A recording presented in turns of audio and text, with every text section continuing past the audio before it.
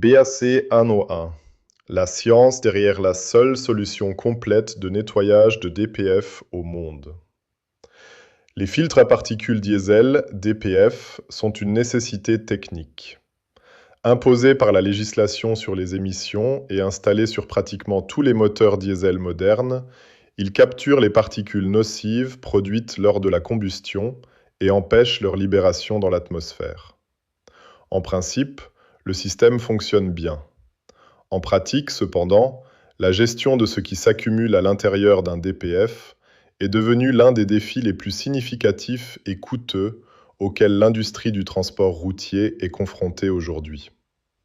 Pour comprendre pourquoi, il est essentiel de comprendre ce qui s'accumule réellement à l'intérieur d'un DPF et pourquoi toutes ces substances ne se valent pas en matière d'élimination. Lorsqu'un DPF piège des particules, il collecte un mélange de substances: suie, dépôts de carbone, hydrocarbures non brûlés, résidus d'huile et, surtout, cendres. La suie et le carbone sont par nature combustibles. C'est précisément pourquoi le processus de régénération intégrée du FAP fonctionne aussi bien. En élevant les températures des gaz d'échappement à environ 550-600 degrés, le moteur peut brûler la suie et le carbone accumulés dans un processus connu sous le nom de régénération active. Le filtre est, en effet, auto-nettoyant, du moins en ce qui concerne ces contaminants particuliers. Cendre est une affaire entièrement différente. La cendre dans un FAP est le résidu incombustible laissé après la régénération. Elle provient principalement des additifs métalliques présents dans l'huile de lubrification du moteur, des composés tels que le calcium, le magnésium, le zinc et le phosphore, qui pénètrent dans la chambre de combustion lors du fonctionnement normal du moteur et passent dans le flux des gaz d'échappement. Contrairement à la suie et au carbone, la cendre ne peut pas être brûlée. Peu importe combien de fois un FAP subit une régénération, la cendre reste. Elle ne se consume pas, elle ne se décompose pas sous la chaleur et elle ne se dissipe pas. Il s'accumule simplement, couche par couche, compaction par compaction, profondément intégré dans le substrat du filtre. C'est le problème central que l'industrie a, depuis des décennies, largement échoué à résoudre. La cendre est extraordinairement difficile à enlever d'un DPF sans d'abord retirer physiquement le filtre du véhicule et le soumettre à un processus de nettoyage spécialisé dans un réservoir dédié. La géométrie d'un DPF, un nid d'abeilles de canaux étroits et parallèles, signifie que la cendre, une fois compactée dans le substrat, n'a pratiquement aucun chemin pour sortir. Elle ne peut pas être soufflée, elle ne peut pas être brûlée, et jusqu'à présent, elle ne pouvait pas être extraite chimiquement sans démontage. Les conséquences de cette accumulation de cendres sont profondes, persistantes et, pour l'industrie du transport routier, extrêmement coûteuses. Pour un camion de longue distance parcourant environ 120 000 miles par an, le DPF est soumis à un stress quasi constant. La tentative du moteur de brûler la suie accumulée fait partie intégrante et normale de l'opération. Lorsque le filtre est propre et fonctionne de manière optimale, les régénérations sont relativement peu fréquentes et efficaces. Mais à mesure que les cendres s'accumulent dans le filtre, la situation change radicalement. Les cendres réduisent le volume de canal disponible dans le FAP. Le filtre commence à créer une contre-pression dans le système d'échappement, obligeant le moteur à travailler plus dur pour expulser les gaz.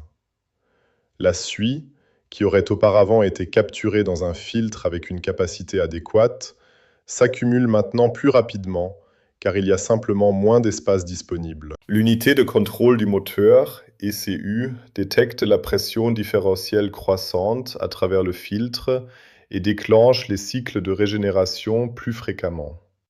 Chaque régénération exige que le moteur injecte du carburant supplémentaire pour élever les températures d'échappement au niveau nécessaire pour la combustion des dépôts de suie. Un carburant qui ne contribue en rien à la propulsion et tout au coût d'exploitation. Ce n'est pas une inefficacité marginale. Pour un camion parcourant 120 000 miles par an, Le carburant consommé uniquement par la régénération du DPF, au-delà de ce qui serait nécessaire si le filtre était propre, peut représenter jusqu'à 4,6% de la consommation totale de carburant. Sur un véhicule qui pourrait consommer entre 30 000 et 35 000 litres de diesel en un an, ce chiffre représente de milliers de litres de carburant brûlés entièrement au service d'un filtre qui échoue de plus en plus dans sa fonction principale, simplement parce que la cendre à l'intérieur n'a jamais été correctement éliminée. Multipliez cela à travers une flotte de dizaines ou de centaines de véhicules, et l'ampleur du problème devient claire. Ce n'est pas un inconvénient, c'est un fardeau de coûts structurels intégré dans l'exploitation de presque tous les camions diesel sur la route, provoqué presque entièrement par l'incapacité à éliminer efficacement la cendre du DPF sans retirer le véhicule de la route pour un service complet du filtre. Au-delà du coût direct du carburant, il y a les dommages cumulatifs à considérer.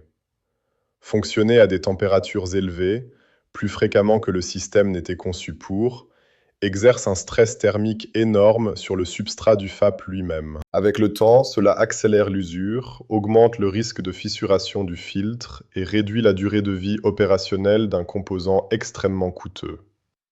Les FAP de remplacement pour les véhicules commerciaux lourds coûtent régulièrement des milliers d'euros, de livres ou de dollars, et lorsque les coûts de main-d'œuvre et le temps d'immobilisation du véhicule sont pris en compte, un problème de cendre mal géré peut rapidement devenir une dépense opérationnelle catastrophique. Le marché des produits de nettoyage de FAP ne manque pas de produits. Des additifs, des sprays, des nettoyages et des solutions de nettoyage sur véhicules existent depuis des années. Ils sont largement vendus, largement utilisés et, à des degrés divers, ils fonctionnent. La question n'est pas de savoir s'ils fonctionnent, mais sur quoi ils fonctionnent. La réponse honnête est « ils fonctionnent sur la suie et le carbone », car ce sont des cibles faciles. Les dépôts de suie et de carbone, bien qu'ils soient difficiles à éliminer mécaniquement, sont relativement sensibles à la dissolution chimique. Une gamme de composés chimiques assez basique, nettoyants alcalins, détergents, solvants doux, peut décomposer la matrice de carbone à l'intérieur d'un DPF et permettre de la rincer ou de la purger du filtre.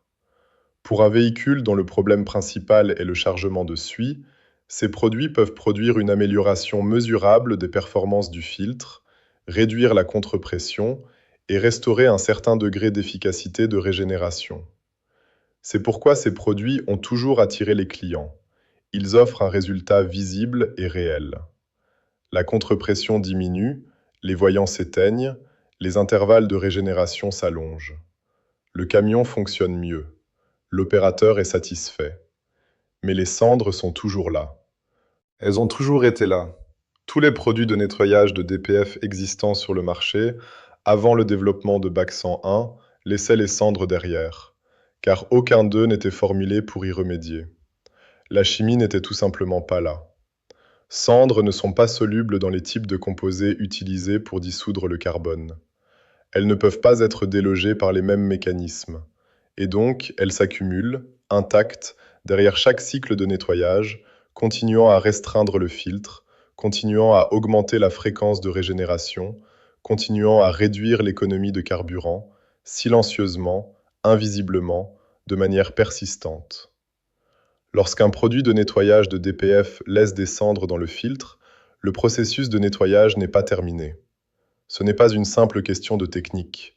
Les cendres sont le principal contaminant à long terme. C'est la substance responsable de la réduction irréversible de la capacité du filtre. Enlever la suie et le carbone sans enlever les cendres est, dans un sens pratique, un service incomplet. Un service qui donne l'impression d'une solution tout en laissant le problème sous-jacent entièrement non résolu. Un DPF ne peut être considéré comme véritablement propre que lorsque les 4 catégories de contaminants ont été éliminées. Carbone, suie, dépôt d'huile et cendres. Tout ce qui est en deçà est, au mieux, une mesure temporaire. Lorsque notre équipe a commencé à développer ce qui deviendrait le Bac 101, l'objectif était sans ambiguïté. Nous n'allions pas créer un autre produit qui nettoyait ce qui était facile à nettoyer et ignorait ce qui était difficile. Nous voulions une véritable solution, une qui s'attaquait à chaque catégorie de contaminants, y compris les cendres, tout en maintenant le filtre attaché au véhicule. Nous avons compris, dès le départ, qu'il s'agissait d'un défi scientifique significatif. La chimie de l'élimination des cendres d'un substrat confiné et géométriquement complexe est véritablement difficile. Les cendres ne peuvent pas simplement être dissoutes, car les composés qui les forment sont des résidus inorganiques hautement stables. Des acides minéraux agressifs peuvent attaquer certains composants des cendres, mais ils sont tout aussi agressifs envers le substrat du DPF lui-même, qui est généralement construit en cordierite ou en carbure de silicium, des matériaux qui ne peuvent pas résister au type d'environnement chimique nécessaire pour une dissolution brutale des cendres. Le chemin vers une solution, il est devenu clair, ne résidait pas dans la tentative de dissoudre directement les cendres. Il résidait dans le changement de ce que les cendres font à l'intérieur du filtre. Cependant, avant de pouvoir trouver ce chemin, nous avons été confrontés à un défi plus fondamental, le nombre même de combinaisons chimiques possibles à considérer. L'univers des composés, des concentrations, des séquences et des formulations qui pourraient être pertinents pour ce problème s'élève à plusieurs millions. Les tester un par un dans un laboratoire aurait pris des générations. Nous avions besoin d'une approche plus intelligente. Nous nous sommes tournés vers l'intelligence artificielle. En développant et en déployant un modèle d'IA sur mesure, formé pour évaluer les interactions des composés chimiques en fonction des conditions spécifiques et des contraintes matérielles d'un scénario de nettoyage de DPF, nous avons pu réduire le champ de plusieurs millions de combinaisons possibles à une liste restreinte de seulement quelques centaines. L'IA n'a pas trouvé la réponse.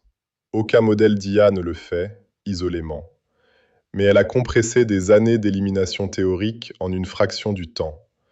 Et elle a identifié des combinaisons candidates que l'intuition humaine seule n'aurait peut-être jamais atteintes. À partir de cette liste restreinte de quelques centaines, nous sommes passés au laboratoire. Des tests systématiques, une reformulation et une évaluation sur une période de développement prolongée ont encore restreint le champ. Certaines combinaisons qui semblaient prometteuses en théorie ont échoué en pratique. D'autres ont bien fonctionné isolément, mais mal en séquence. Peu à peu, le champ s'est restreint, jusqu'à ce que nous arrivions à la formulation en 2 parties, qui est devenue BAC 101.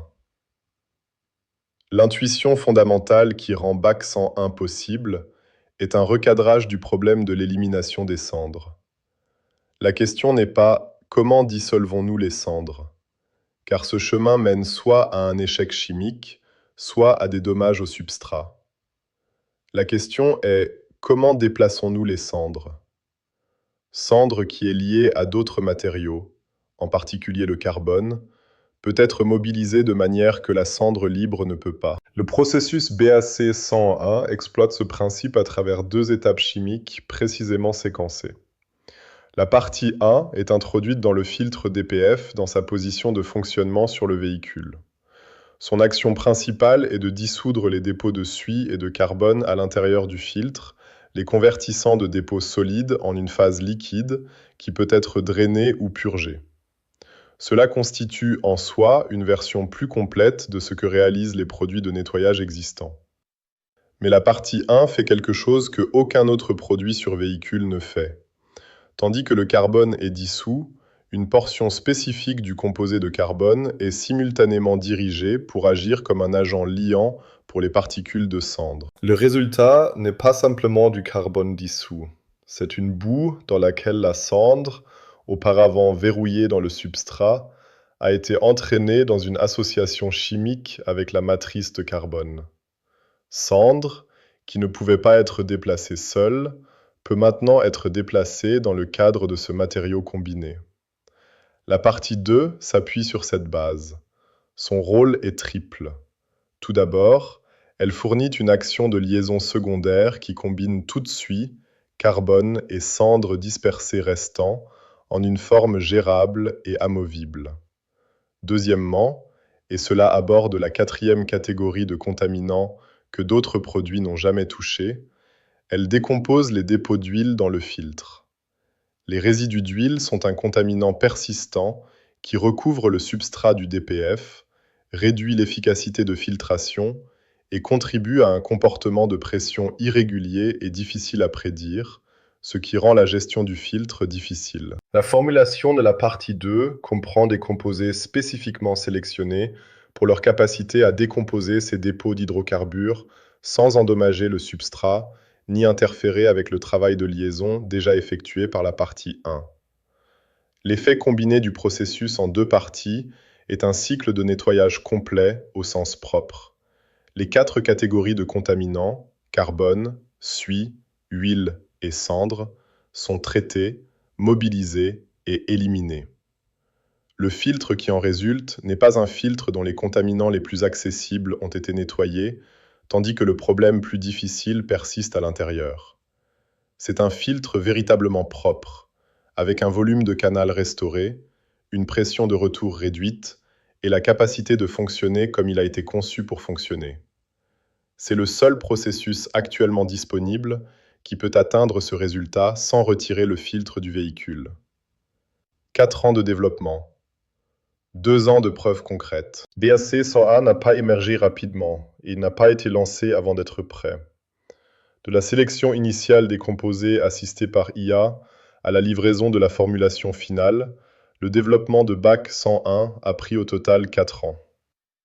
Les 2 premières années ont été consacrées au travail scientifique, la modélisation de l'IA, les tests en laboratoire, le perfectionnement itératif de la chimie en 2 parties et l'évaluation rigoureuse de la sécurité, de l'efficacité et de la compatibilité des substrats. Produire une formulation qui fonctionne ne suffit pas. Elle doit fonctionner de manière fiable, cohérente et sans causer de dommages au filtre lui-même ou au système du véhicule. Les 2 dernières années ont été consacrées aux tests en conditions réelles. Les conditions de laboratoire, aussi soigneusement construites soient-elles, ne sont pas les mêmes que l'environnement varié, exigeant et imprévisible d'un véhicule diesel en fonctionnement. Des filtres de différents types de véhicules, avec différents degrés d'accumulation de cendres et différentes histoires de contamination, ont été traités avec le processus BAC 101. Les résultats ont été mesurés non seulement immédiatement après le traitement, mais sur de longues périodes d'exploitation, en surveillant la fréquence de régénération, la consommation de carburant, le comportement de contre-pression et la longévité du filtre. Les données ont confirmé ce que la chimie avait prédit. BAC 101 offre une amélioration mesurable et durable des performances du DPF. Non pas parce qu'il aborde partiellement le problème, mais parce qu'il s'agit du premier produit formulé pour traiter l'ensemble du problème. Conclusion. La norme a changé. Trop longtemps, le marché du nettoyage de DPF a fonctionné sur un compromis pratique. Cibler ce qui est facile à enlever, revendiquer un résultat et passer à autre chose, laissant la cendre et le véritable problème exactement là où ils étaient. BAC 101 a été développé parce que ce compromis n'a jamais été acceptable pour nous. L'industrie du transport routier perd d'énormes sommes en carburant de régénération inutile chaque année. Les opérateurs de flotte investissent dans le nettoyage des DPF et constatent des résultats incomplets. La cendre s'accumule, le filtre se dégrade et le cycle se répète, à un coût énorme et entièrement évitable. BAC 101 est le produit qui change cela. 4 ans de développement, 2 ans de validation dans le monde réel. Le seul processus de nettoyage de DPF complet sur véhicule au monde. Le filtre est propre lorsque tout est enlevé. BAC 101 enlève tout. BAC 101, développé pour l'industrie, conçu pour l'avenir.